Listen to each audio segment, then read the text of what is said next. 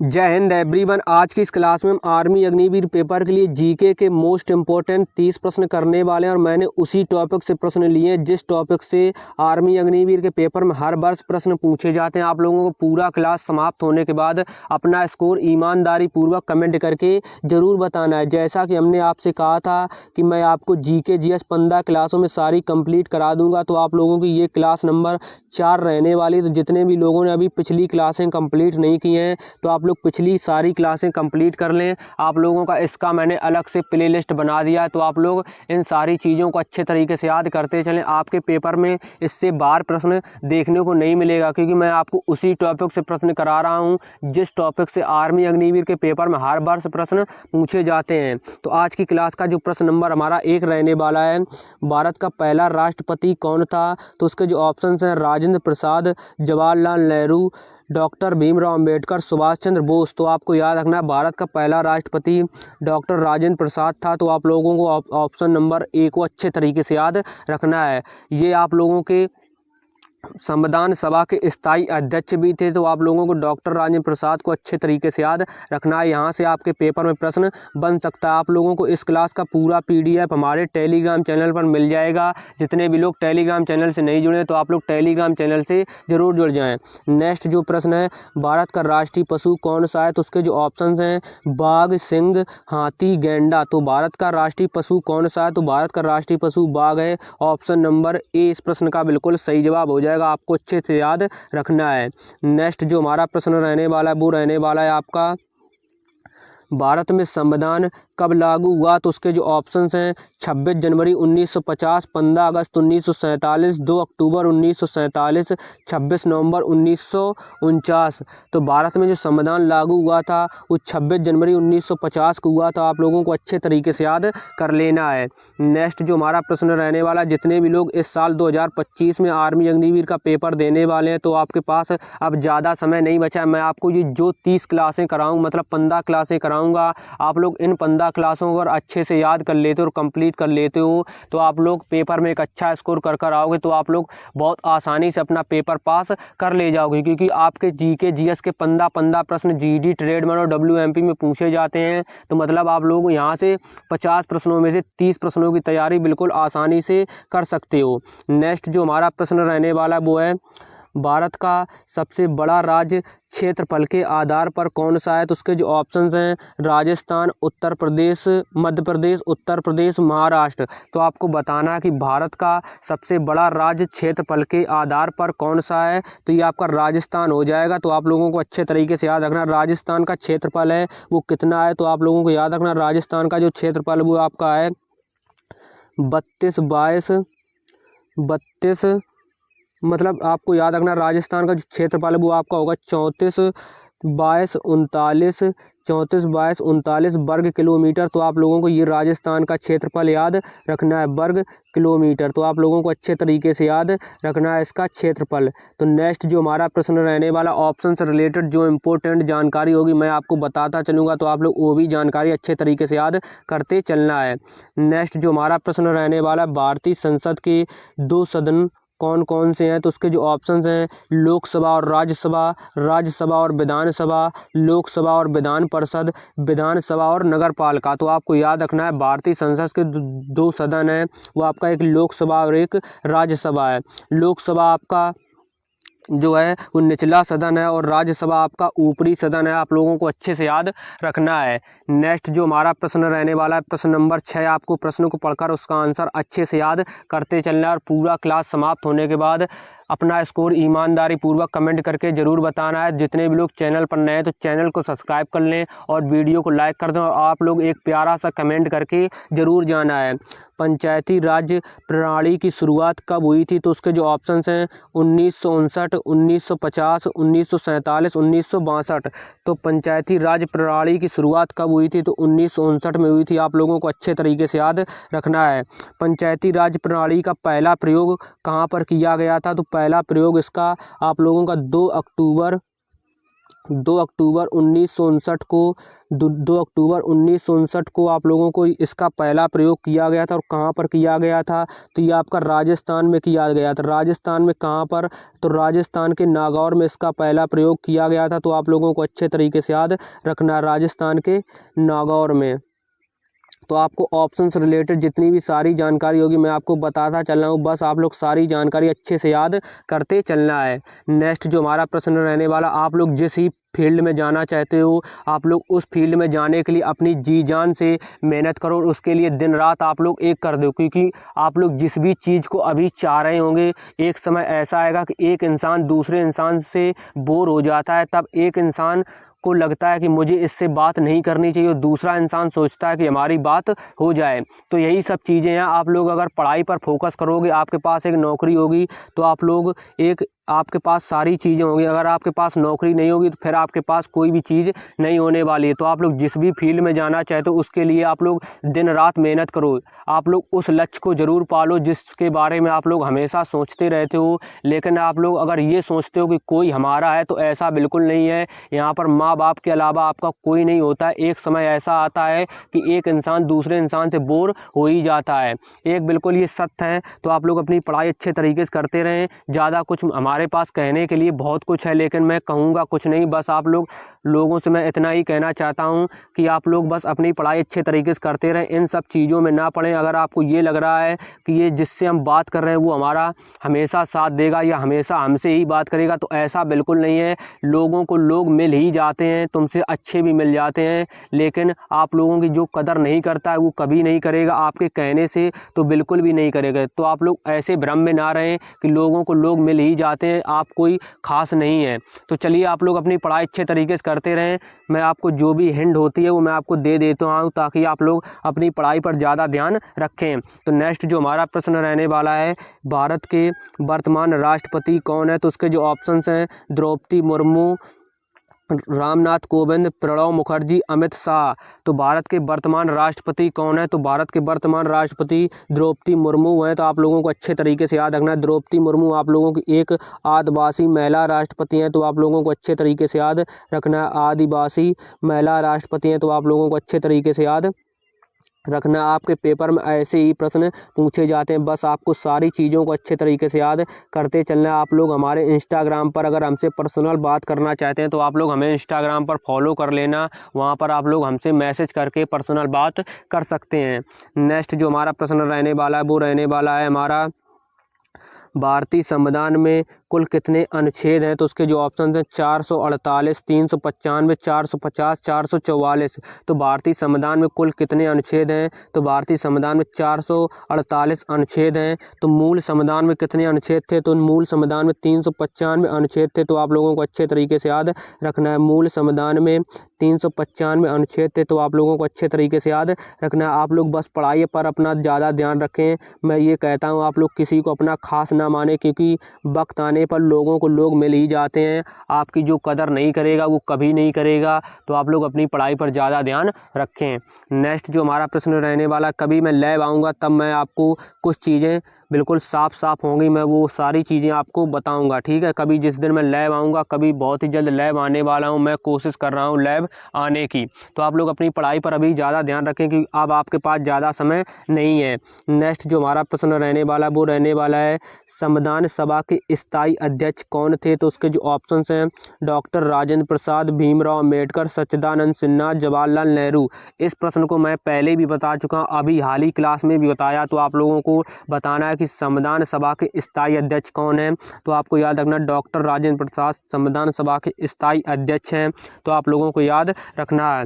अस्थायी अध्यक्ष कौन है? तो आप लोगों को सच्चिदानंद सिन्हा आप लोगों के अस्थायी अध्यक्ष हैं संविधान सभा के। तो आप लोगों को अच्छे तरीके से याद रखना, अस्थायी अध्यक्ष सच्चिदानंद सिन्हा है। तो आप लोगों को अच्छे तरीके से याद रखना है। आपके पेपर में ऐसे ही प्रश्न पूछे जाते हैं जिस तरीके के मैं आपको प्रश्न करा रहा हूं। जितने भी लोग पिछले वर्ष आर्मी अग्निवीर का पेपर दिए होंगे तो उनको पता होगा कि आपके पेपर में ऐसे ही प्रश्न पूछे जाते हैं। इससे बाहर आपके पेपर में प्रश्न देखने को नहीं मिलेंगे। मैं 15 क्लास का टारगेट रखा हूँ, फिर उसके बाद मैं आपको इम्पोर्टेंट टॉपिक भी करा दूँगा, फिर उसके बाद आपको मैराथन क्लासें करा दूँगा। तो आप लोग यहाँ से अपनी तैयारी बहुत अच्छे तरीके से कर सकते हैं।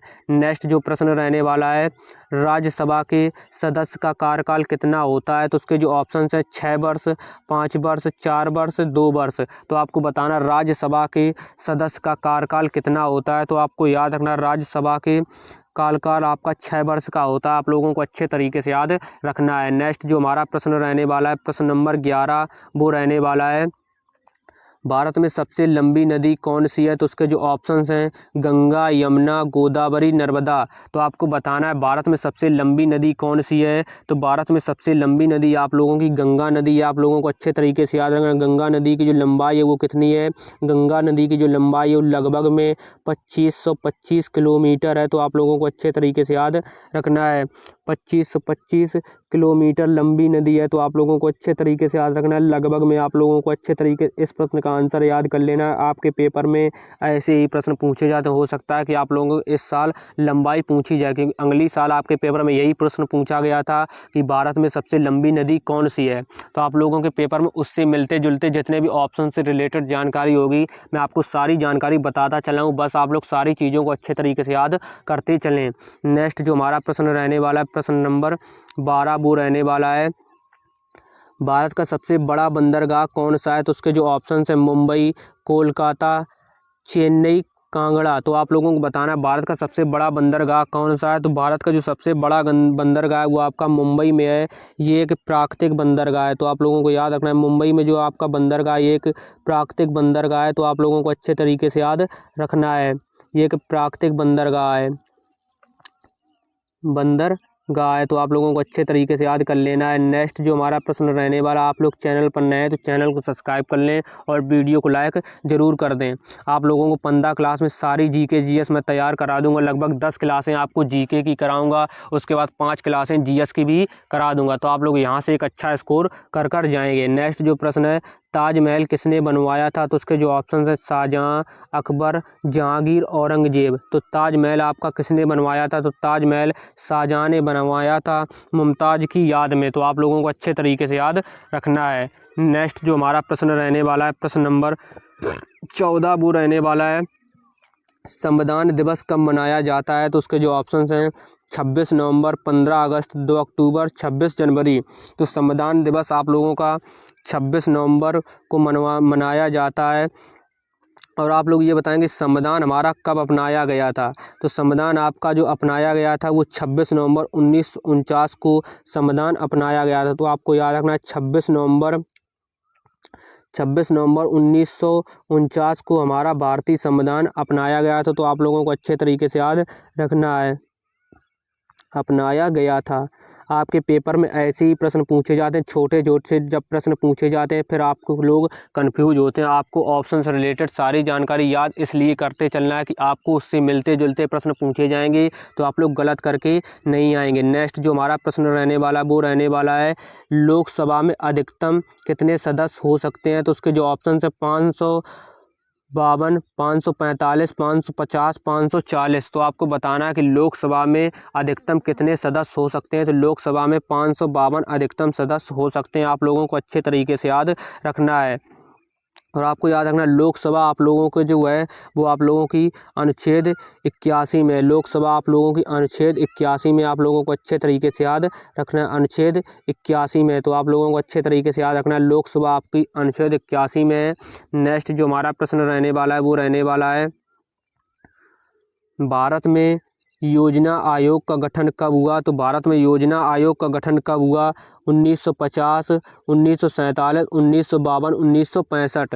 तो भारत में योजना आयोग का गठन आप लोगों का 1950 में हुआ था। आप लोगों को अच्छे तरीके से याद रखना 1 मार्च 1950 में पंडित नेहरू ने योजना आयोग का गठन किया था। आपको बताना योजना आयोग का गठन किसने किया था। योजना आयोग का गठन आप लोगों का पंडित नेहरू ने किया था। तो आप लोगों को अच्छे तरीके से याद रखना है योजना आयोग का गठन पंडित नेहरू ने किया था। आपसे पूछ सकता है कि योजना आयोग का गठन किसने किया था। तो आपको अच्छे तरीके से इस प्रश्न का आंसर याद रखना है कि पंडित नेहरू ने इसका गठन किया था। और कब किया था योजना आयोग का गठन।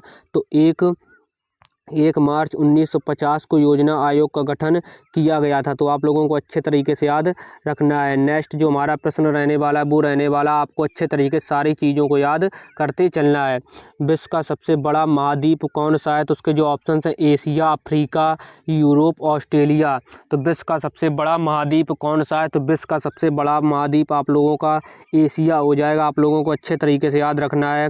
एशिया महाद्वीप क्षेत्रफल व जनसंख्या में सबसे बड़ा महाद्वीप है। तो आप लोगों को अच्छे तरीके से याद रखना है। क्षेत्रफल व जनसंख्या में सबसे बड़ा महाद्वीप है। आप लोगों को अच्छे तरीके से याद रखना है। क्षेत्रफल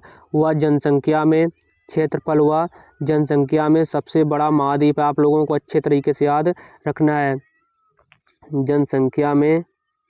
जनसंख्या में सबसे बड़ा महाद्वीप है। आप लोगों को अच्छे तरीके से याद रखना है। आपके पेपर में ऐसे ही प्रश्न पूछे जाएंगे, इससे बाहर आपको प्रश्न देखने को नहीं मिलेंगे। तो आप लोग अच्छे तरीके से अपनी तैयारी करते रहें। अब आपके पास ज़्यादा समय नहीं बचा है। नेक्स्ट जो हमारा प्रश्न रहने वाला है वो रहने वाला है आपका भारत का राष्ट्रीय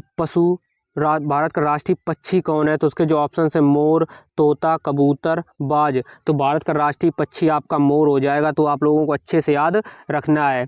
नेक्स्ट जो हमारा प्रश्न रहने वाला है, नेक्स्ट प्रश्न जो हमारा है वो है सौर मंडल का सबसे बड़ा ग्रह कौन सा है? तो उसके जो ऑप्शन हैं बृहस्पति, शनि, पृथ्वी, मंगल। तो आप लोग याद रखेंगे सौरमंडल का सबसे जो बड़ा ग्रह है इसका नाम भी बड़ा है, तो ये सबसे बड़ा भी है। बृहस्पति आप लोग इस तरीके से याद रख सकते हैं, इसका नाम भी बड़ा है, तो ये सबसे सौरमंडल का सबसे बड़ा भी ग्रह है। तो आप लोग इस तरीके से इसको याद कर सकते हैं।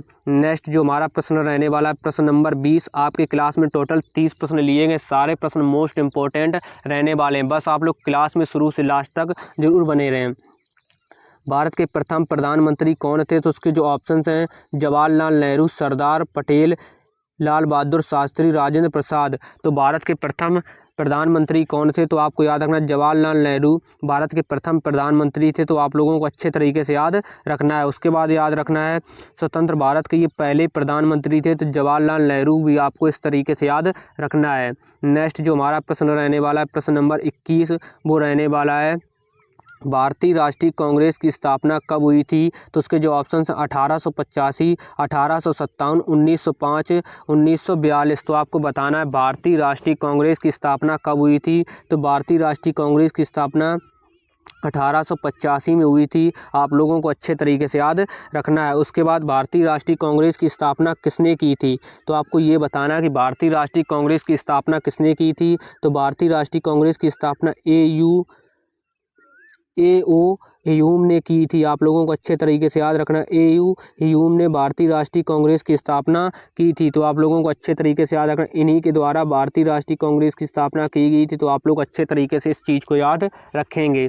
नेक्स्ट जो हमारा प्रश्न रहने वाला है प्रश्न नंबर 22 वो रहने वाला है हरित क्रांति किससे संबंधित है? तो उसके जो ऑप्शन हैं कृषि, उद्योग, स्वास्थ्य, शिक्षा। तो हरित क्रांति किससे संबंधित है? हरित क्रांति आप लोगों की जो संबंधित है वो कृषि से संबंधित है। आप लोग अच्छे तरीके से याद रखेंगे।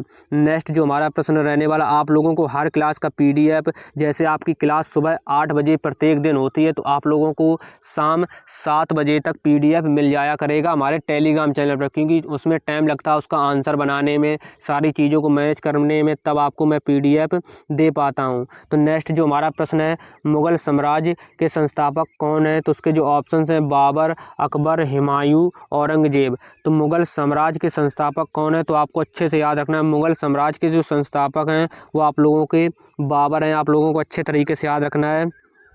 उसके बाद आप लोग एक चीज़ याद रखेंगे, 1526 में जो आप लोगों का युद्ध हुआ था, 1526 में आप लोगों का किसका युद्ध हुआ था? तो 1526 में आपका पानीपत की लड़ाई हुई थी। तो आप लोग अच्छे तरीके से याद रखेंगे कि पानीपत की 1526 में लड़ाई हुई थी। तो आप लोग अच्छे तरीके से याद रखना है, पहली लड़ाई हुई थी पानीपत की पहली लड़ाई हुई थी। तो आप लोग अच्छे तरीके से याद रखना, 1526 में पानीपत की पहली लड़ाई हुई थी। नेक्स्ट जो हमारा प्रश्न रहने वाला है वो रहने वाला है आपका नेक्स्ट जो हमारा प्रश्न रहने वाला है सविनय अवज्ञा आंदोलन कब शुरू किया गया था? तो सविनय अवज्ञा आंदोलन के जो ऑप्शंस हैं 1930, 1920, 1942, 1919। तो सविनय अवज्ञा आंदोलन 1930 में शुरू किया गया था? गांधी जी को नमक सत्याग्रह इस आंदोलन की शुरुआत की थी? तो आप लोग अच्छे तरीके से याद रखना है। इस प्रश्न का राइट आंसर 1930 हो जाएगा। आज की क्लास का जो हमारा नेक्स्ट प्रश्न रहने वाला वो रहने वाला है, भारतीय झंडे में अशोक चक्र में कितनी तीलियां होती हैं? तो उसके जो ऑप्शन हैं 24, 26, 22, 20। तो भारतीय झंडे में अशोक चक्र में कितनी तीलियां होती हैं? तो आपको 24 अच्छे तरीके से याद रखना है। यह जो चक्र है, यह जो धर्म चक्र है अशोक चक्र, तो आप लोगों को याद रखना है समय और निरंतरता दर्शाता है। तो आप लोगों का जो अशोक चक्र है ये एक धर्म का चक्र है, तो आप लोग अच्छे तरीके से याद रखना। और ये दर्शाता क्या है, आपके पेपर में पूछ सकता है। ये जो दर्शाता है वो समय और निरंतरता को दर्शाता है, तो आप लोग अच्छे तरीके से याद रखना है। समय और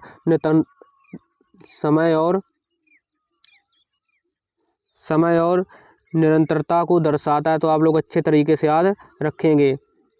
निरंतरता को दर्शाता है, तो आप लोग ऐसे ही चीज़ें आप लोग ऐसे पढ़ते रहें तो आप लोग पेपर में अच्छा स्कोर कर आएंगे। क्योंकि आपके पेपर में हो सकता है कि पूछ सकता है कि अशोक चक्र क्या दर्शाता है? तो आप लोग बता सकते हैं समय और निरंतरता को अशोक चक्र दर्शाता है। इसमें कितनी तीलियां हैं? तो आप लोगों को याद रखना है कि इसमें 24 तीलियां होती हैं और यह चक्र धर्म के लिए होता है। तो आप लोग अच्छे तरीके से ऐसी ही चीज़ों को याद करते चलें।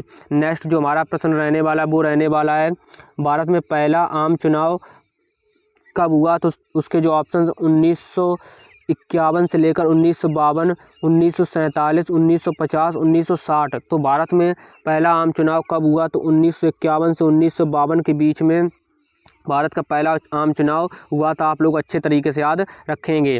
नेक्स्ट जो हमारा प्रश्न रहने वाला वो रहने वाला है, भारत का सबसे ऊंचा पर्वत शिखर कौन सा है? तो उसके जो ऑप्शंस हैं कंचनजंगा, माउंट एवरेस्ट, नंदा देवी, अरुणाचल। तो आप लोगों को बताना है भारत का सबसे ऊंचा पर्वत शिखर कौन सा है। तो आप लोग याद रखेंगे कि भारत का सबसे ऊंचा पर्वत शिखर कंचनजंगा हो जाएगा। तो आप लोग याद रखेंगे जो भारत का सबसे ऊंचा पर्वत शिखर है कंचनजंगा, ये भारत में स्थित है। कंचनजंगा आप लोगों का भारत में स्थित है। और कहाँ पर स्थित है? तो ये एक नेपाल की सीमा पर स्थित है। तो आप लोग अच्छे तरीके से याद रखना है, जो कंचनजंगा पर्वत है ये आप लोगों का नेपाल की सीमा पर स्थित है। आप लोग अच्छे तरीके से याद रखेंगे। उसके बाद आप लोग बताएंगे कि माउंट एवरेस्ट कहाँ पर है? तो माउंट एवरेस्ट भी आप लोगों का नेपाल में है। आप लोगों को अच्छे तरीके से याद रखना है, माउंट एवरेस्ट भी आप लोगों का नेपाल देश में है। तो आप लोग अच्छे तरीके से याद रखेंगे। आपके पेपर में ऐसे ही प्रश्न पूछे जाएंगे, बस आपको ज़रूरत है सारी चीज़ों को अच्छे से याद करने की। आज की क्लास का जो हमारा नेक्स्ट प्रश्न रहने वाला है वो रहने वाला है, भारतीय राष्ट्रीय ध्वज को किसने डिजाइन किया था? तो उसके जो ऑप्शन हैं पिंग बैकैया, महात्मा गांधी, जवाहरलाल नेहरू, सुभाष चंद्र बोस। तो भारतीय राष्ट्रीय ध्वज को किसने तैयार किया था? तो पिंग बैकैया ने आपका भारतीय राष्ट्रीय ध्वज को तैयार किया था। आप लोग अच्छे तरीके से याद रखेंगे। नेक्स्ट जो हमारा प्रश्न रहने वाला, भारत में कुल कितने राज्य हैं? तो उसके जो ऑप्शंस हैं 28, 29, 27, 30। तो भारत में कुल कितने राज्य हैं? तो आपको याद रखना है भारत में टोटल 28 राज्य हैं। और ये कब तक का डाटा है? तो ये आप लोगों का 2024 तक 28 राज्य थे। और वर्तमान में कितने राज्य हैं आप लोग ज़रूर बताना कमेंट करके। तो वर्तमान में मैं आपको बता देता हूँ कि वर्तमान में आपके टोटल 29 राज्य हैं। तो आप लोग अच्छे तरीके से याद रखेंगे। वर्तमान में आपके टोटल 29 राज्य हैं, तो आप लोग अच्छे तरीके से याद रखेंगे। नेक्स्ट जो हमारा प्रश्न रहने वाला है वो रहने वाला है आपका प्रश्न नंबर 30। वो रहने वाला है, संविधान का संरक्षक किसे कहा जाता है? संविधान का संरक्षक आप लोगों का सुप्रीम कोर्ट, राष्ट्रपति, प्रधानमंत्री, गृह मंत्री। तो संविधान का संरक्षक आप लोगों का सुप्रीम कोर्ट को कहा जाता है। ऑप्शन नंबर ए इस प्रश्न का बिल्कुल सही जवाब हो जाएगा। आप लोग अच्छे तरीके से इस प्रश्न का आंसर याद रखेंगे। नेक्स्ट जो प्रश्न है इस प्रश्न का आंसर आप लोग कमेंट करके जरूर बताएंगे। 31 नंबर प्रश्न का, भूकंप की तीव्रता मापने का यंत्र क्या कहलाता है? तो उसके जो ऑप्शन हैं Richter scale, barometer, thermometer, seismograph. तो आप लोग इस प्रश्न का आंसर कमेंट करके जरूर बताना कि इस प्रश्न का सही जवाब क्या होगा। इस प्रश्न का आंसर 31 नंबर प्रश्न का आंसर आप लोग कमेंट करके जरूर बताएंगे। इसका सही जवाब क्या होगा। तो आप लोगों के इन 30 प्रश्नों में से टोटल आपके कितने प्रश्न सही हैं आप लोग कमेंट करके ज़रूर बताना। आज की क्लास में जीके के मोस्ट इंपॉर्टेंट 30 प्रश्न किए। आप लोगों को इस क्लास का पूरा PDF हमारे टेलीग्राम चैनल पर मिल जाएगा। जितने भी लोग अभी तक टेलीग्राम चैनल पर नहीं जुड़े हैं तो आप लोग टेलीग्राम चैनल से ज़रूर जुड़ जाना। तो आप लोग अपनी पढ़ाई अच्छे तरीके से करते रहें। अब आपके पेपर में ज़्यादा समय नहीं बचा, आप लोग कमेंट करके ज़रूर बताना कि इन 30 प्रश्नों में से टोटल आपके कितने प्रश्न सही हैं। तो आपको मैं टोटल 15 क्लासों में सारी जीके जीएस तैयार करा दूंगा। जितने भी लोगों ने अभी तक प्लेलिस्ट को नहीं देखा है तो आप लोग प्लेलिस्ट इसका मैंने अलग से बना दिया, तो आप लोग सारी चीज़ों को वहाँ से एक तरफ से तैयार कर सकते हैं। तो जितने भी लोगों ने पूरा वीडियो देखा है सबसे पहले उनका बहुत बहुत धन्यवाद। उसके बाद आप लोगों के टोटल कितने प्रश्न सही हैं आप लोग कमेंट करके ज़रूर बताना। जितने भी लोग चैनल पर नए हैं तो चैनल को सब्सक्राइब कर लें। अब आपके पेपर में ज़्यादा समय नहीं बचा, आप लोग अपनी तैयारी अच्छे तरीके से करते रहें। चलिए मिलते हैं नेक्स्ट क्लास में। आप लोग अपनी तैयारी अच्छे तरीके से करते रहें। कल हमारा प्रैक्टिस सेट नंबर 5 होगा, तो आप लोग बेहतरीन तरीके से उस प्रैक्टिस सेट में ज़रूर जुड़ना। आप लोगों को उम्मीद है कि सारी क्लासों से काफ़ी ज़्यादा मदद मिलेगा। आपके पेपर में इसी टाइप के ही प्रश्न पूछे जाएंगे। तो मिलते हैं नेक्स्ट क्लास में, तब तक के लिए जय हिंद, जय भारत, वंदे मातरम।